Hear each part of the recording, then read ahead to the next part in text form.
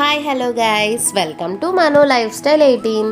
ఈరోజు థర్స్డే కాబట్టి నేను అమ్మ సాయిబాబా టెంపుల్కి అయితే వెళ్తున్నాము.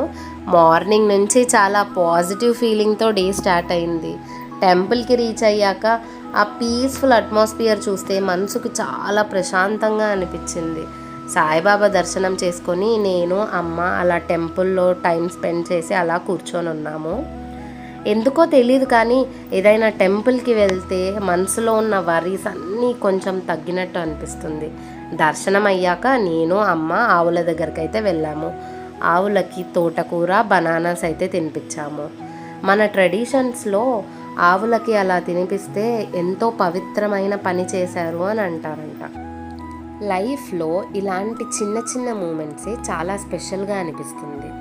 అలా టెంపుల్ విజిట్ చేయడం, దర్శనం చేసుకోవడం, ఇలా ఆవులకి ఫుడ్ పెట్టడం వల్ల మనసుకు ఒక డిఫరెంట్ హ్యాపీనెస్ వస్తుంది. ఈ థర్స్డే అయితే మేము సాయిబాబాతో అండ్ ఈ ఆవులతో అయితే టైం స్పెండ్ చేసాము.